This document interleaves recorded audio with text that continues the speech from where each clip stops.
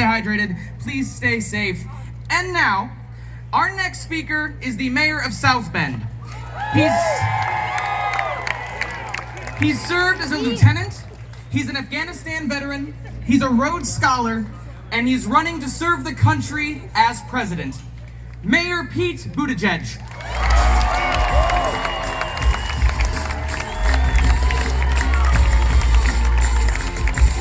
Thank you. Thank you so much. Thank you, Iowa. Everybody hydrating? Okay. Just making sure. My mom always said, if you're thirsty, it's too late. Make sure you take care of yourselves. Thank you so much for the chance to be here. Congratulations to Matt and everybody at Progress, Iowa for the great work that you're doing. To Brett Niles, the county chair here, and all of the local Democrats, I promise you that I will stand with folks at every level of the ticket, because we know that things go better when we demonstrate that we realize the presidency is not the only office that matters. We got work to do in local office. We got work to do in state office. Yes, we got a lot of work to do to send folks like Abby Finkenauer back to Washington, make sure we have the right congressional delegation, and flip that Senate seat once and for all. First time I spoke to a crowd in Iowa was at the corn feed a couple years ago, so it's pretty exciting to be back. I think it's safe to say a few things have changed since then, definitely for me. Because we've been traveling the country, talking about how America is at the doorstep of a completely new moment in the life of our nation, but that it's not going to go well unless we make it go well. We are lucky and unlucky enough to be living in one of those moments that only comes around once or twice in a lifetime. But these moments come along, and they decide how Democrats and Republicans are going to act for the next 30, 40, 50 years. We're in one of those moments right now. That's why even now, we may well be underreacting to the seriousness of the moment we live in. But it also means there's tremendous opportunity. The New Deal set the tone for how the next 40 years, 50 years would go. The New Deal rested on a better understanding of American freedom than what we're hearing today from the other side of the aisle. And then the New Deal came to an end with Ronald Reagan, and the Reagan era began. The neoliberal era in which Democrats and Republicans talked like the only thing you could ever do to a tax, even on the wealthiest, was cut it, and the only thing you'd ever do to a rule holding back a company from doing something wrong was to remove it. But if the New Deal ended with Reagan, the Reagan era ends with us today. That's why this isn't just about winning an election. This is about winning an era. And if we want to win the era, we got to be true to our deepest values. And I know the word values is a word that far too often is associated with the right. But the values we're talking about are not conservative values, they're American values with progressive implications. And now when we're gonna break the spell that has people thinking that values voters only have one way to go. Especially the values conservatives talk about most, like freedom. Freedom is not a conservative value, it is an American value. We're the ones who get that you're not free if you don't have health care, and that stops you from starting a small business. Health care is freedom, and that's why we stand up for health care. We're the ones who get that you're not free if you are prevented from organizing into a union to insist on better wages and working conditions. That's why we stand with organized labor.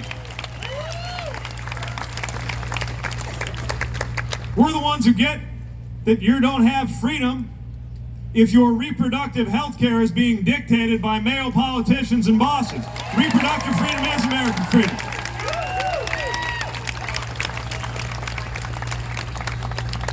Yes, we're the ones who know that you're not free if a county clerk gets to tell you who you ought to marry. And by the way, thank you, Iowa, for your contributions to marriage equality across the land.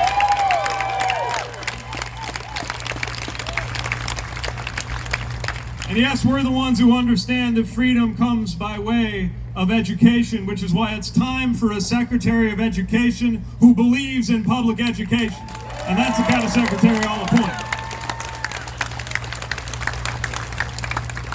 These heartland values don't have to lead you into the arms of the Republican Party, especially this Republican Party, that claims the mantle of freedom, that talks about national security like they own it. Not anymore. Not the way they've been acting. We're the ones who get what national security actually requires of us. And it's going to take a lot more than just believing you can solve it by putting up a wall from coast to coast. That's not going to make us secure in the era of cybersecurity threats and election security threats. A wall is not going to protect us from white nationalist violence that's claiming lives here at home and around the world.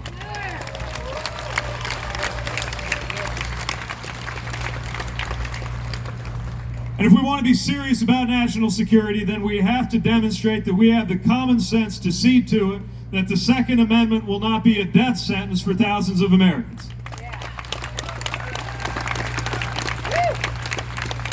Americans, including Republicans and gun owners, believe we need universal background checks, believe we need red flag laws to disarm domestic abusers. That is absolutely constitutional, and it is absolutely the right thing to do. And yes, if we mean business about safety and security in our time, then it's time to confront climate disruption and name it for the national security crisis that it is.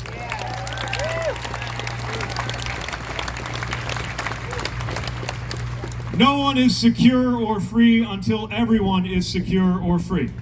And that's why I've proposed that with the same level of ambition we brought to the Marshall Plan that rebuilt Western Europe, we invest in a Douglas Plan to bring about racial equality for Black Americans in our time.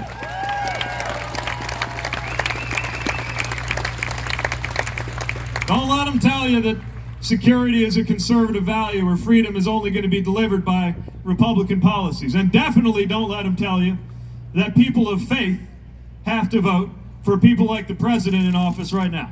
Not in our time. Look, we believe and stand for the idea that anyone running for office and anyone in office ought to equally represent people of any religion and people of no religion. Because the separation of church and state is a core American value. It is also the case that for those of us who are guided by faith, faith can point you in a very, very different direction than where the White House is trying to take us today.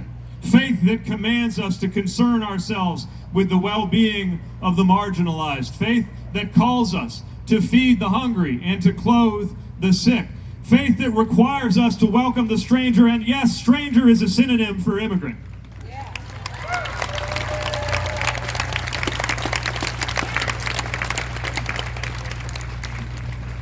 So let's let people of faith know that they have a choice. And it doesn't have to lead you to what we've got today. Because what we have right now flies against the basic sense of decency that any secular or religious tradition teaches us about. The kind of stuff you see coming out of this White House today, telling Americans, the President of the United States telling Americans that they ought to leave this country because they've been in Congress criticizing him. Yeah. Bullshit. Very good. The flag that was on my shoulder when I stepped off the C-17 that got me to Afghanistan was a flag that represented a country that honors those who criticize our leaders and never questions their loyalty to the republic for which it stands. That is a basic American principle, and nothing could be more American than standing up for our values. Now, I'm trying to stay ahead of the air horn, and I want to make sure I don't wax too lyrical before coming to the point that I think is especially important for us to take a moment on today, which is that the reality is, among the extraordinary, qualified, diverse, talented field of approximately 3,000 Democratic candidates for president who are coming before you in Iowa, we have broad agreement on what we believe in, and that's a good thing. So I'd like to turn to another subject, which is how are we going to win? America cannot withstand 4 more years of this current president. And I'm here with a warning, which is that I can also see how he wins again. And it's not about how left or how right we go, okay? If we embrace a left-wing agenda, the president's going to say we're socialists and we're for open borders. If we adopt a conservative agenda, the president's going to say we're socialists and we're for open borders. So we might as well just stand up for what we believe in and take it from there. But here's what could happen. If we look like our message is nothing but a return to normal, back to normal, and I get the appeal because whatever we got now is not okay and it's not normal. But here's the thing, and I don't have to tell you this in Iowa, coming from the industrial Midwest in my own community, normal didn't work. Normal hasn't worked the entire time I've been alive. And so we cannot promise a return to the 90s or the 2000s any more than the president can keep his promise to return us to the 1950s, and we shouldn't try. There is only the future, and we can make the future better than the past. But that means bold action. It means something completely different. And I'll leave you with this thought. The American people tend to choose the opposite of whatever they just had. And I would argue it doesn't get more opposite than the current president of the United States, than a laid-back, intellectual, gay, veteran, millennial mayor from the industrial Midwest. So I hope that I'm your guy. Can I look to you to help us propel a different kind of politics in our time? Are you ready to change the channel off that horror show they got going on in Washington? Do you not feel just enough hope to bring about a better day? Now I can't wait to be with you every step of the way. I'll see you on the trail, and I can't wait to celebrate with you a new era beginning in the White House. Thank you very much. Thank you, everyone. Stand up and try to shake his hand, okay? Yeah, I'll do it. Stand up. Excuse me. Welcome a governor that beat the NRA, passed landmark environmental regulations, and made Colorado the #1 economy in the country. Former Colorado Governor John Hickenlooper. We'll try to come back in a minute.